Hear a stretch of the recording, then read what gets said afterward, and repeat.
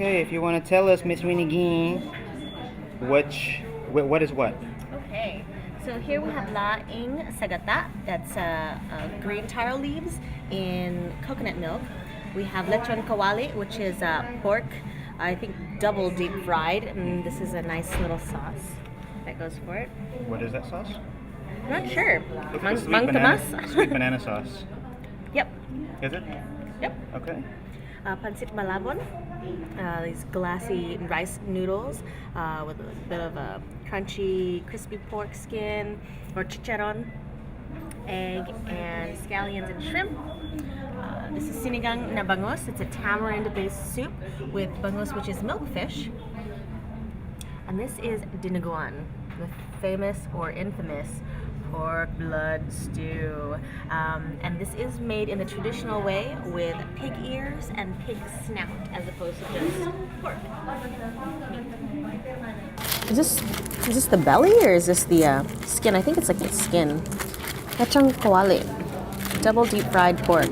So I can either do the fat or the meat. I don't know, maybe I'll do both. Fat and meat on it. This one? Yep, it has fat and meat. Put in the sauce.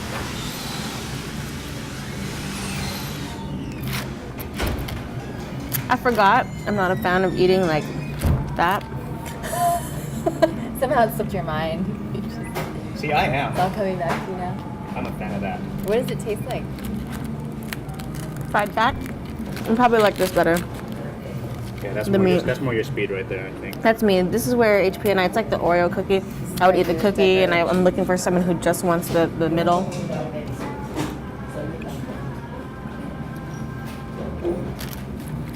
It's deep fried pork. How can you go wrong? Pancit Malabon. The rice noodles, get a little bit of the chicharron. Oh, you know what? Put some lemon on that. With my pancit dishes, you know what? Honestly, I really only like the noodles. But I'll try it with everything.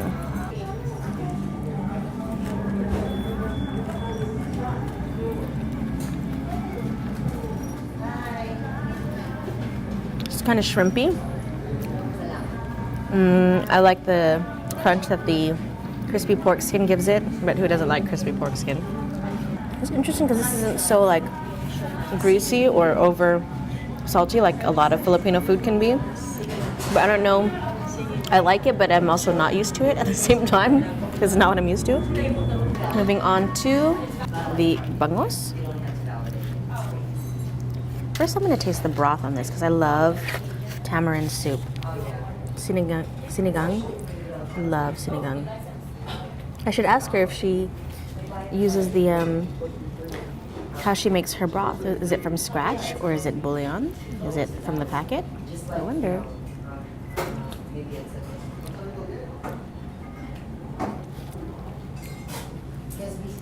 That's salty. It's more salty than sour. Should be kind of equal parts sour.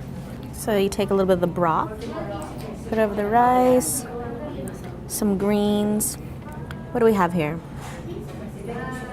Mustard greens? Looks like it's either bok choy or mustard. I think it's mustard greens. Little daikon, eggplant, very traditional. What's in there? And milkfish. Now I have to be careful with this milkfish because milkfish has a lot of tinik, or a lot of bones. Why don't I just dip it in here? How about that? So we got a little bit of the milkfish, the broth, and the rice.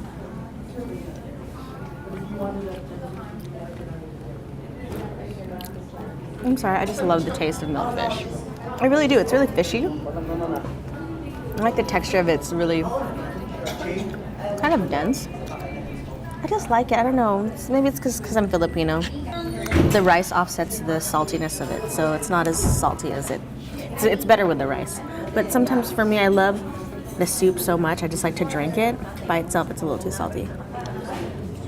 Dinuguan, Filipino pork blood stew. When I was little, they used to give this to me as a child. They wouldn't tell me what it was. They just told me it was chocolate meat or chocolate rice. Because when you put it on the rice, kind of looks like chocolate, yeah? Like a nice dark chocolate. Yeah, it does. So as a little kid, chocolate meat. I mean, yeah, when you ate it, it really didn't taste like chocolate, but you would still eat it and it tasted good. So you had no idea there was pork blood in it when you were little? And then when I was older, I found out. I was like, ew, pork blood! But I already had a taste for the blood, so I like it. Oh well. Bottoms up. Yeah. Yeah, that's good. That's some good blood. Up next, why LA Renigen might be so critical of Filipino food. Might she be preparing a Filipino dish of her own? But first, word of the day. How do you pronounce? Española. Española. Españole. Espanol. What is Espanol? Good. The correct pronunciation is Española. And now back to Lala. I don't know if I actually need all this garlic. I'm just gonna do it because I just eyeball everything. So. Wait, are you actually questioning whether or not you have too much garlic? The one time I made it really, really well for a family meal at Sona, I was so sick. And I lost my taste buds. So I couldn't even taste if it was balanced, if it was the right amount of soy sauce, if it was the right amount of, anything. And I just did. I think for one moment, like right at the very end, I was able to taste it and it was fine. I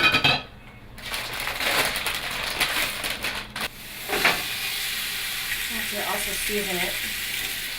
Probably should have done this earlier. Well, it's gonna get a lot of pepper anyway. This is pork butt. And just let it do its thing.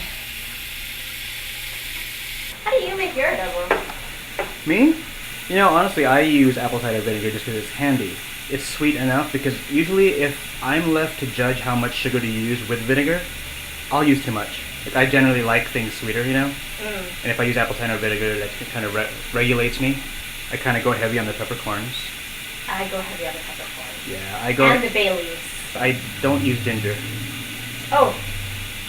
But why would you use ginger? Because certain families use ginger the same way certain people use coconut milk, and I just don't approve of either. No ginger. No coconut milk. I like you for that.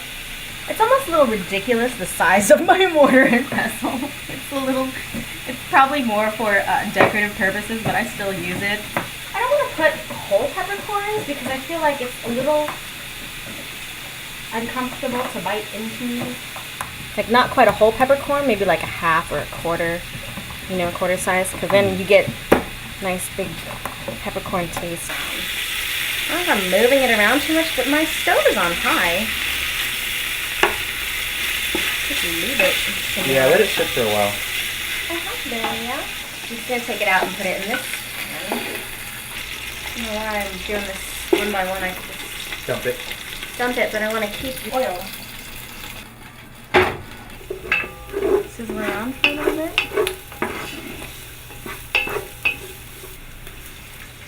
What you putting in there? Vinegar. I see that what you're doing with your hands. You're really nervous. No, there's a... Yeah. Shut up, you don't know me. The moment of truth. Chef Dong Choi from Comcast and Chef Kuniko Yagi from Sona review LA Renigen's chicken and pork adobo. I'm ready. Let me give it a try. Nice. What I like about this adobo is the fact that it's balanced, like we talked about. Because every time I've had it before, the other times I've had it, it's always like too much soy sauce and it's always a lot darker. Which when I saw it first, like the color, I was a little hesitant. But it's good because the vinegar and it's salty and yet vinegary, and like you get the flavor of the chicken and get the flavor of the meat. Because I've had people seriously make it for me before. These like organic chicken and free range stuff and all this like really nice soy sauce and really great vinegars, which is nice. I mean, it should make it better, but they end up putting too much or the balance is way off. So it looks always a lot darker, a lot lacquered, and you can't eat as much of it. Like you can only eat like 1 or 2 bites, and then you're just like, it's great, but it's so intense you can't eat it. And so that's what I like about this one. It's such a peasant dish in the best way, a peasant dish. It's one of those things when you try to recreate it in a restaurant setting, especially the more you refine it, it kind of loses something. And it's something gets lost in the steps, the refinement. So I think, if anyone could do it, totally Cooney could do it.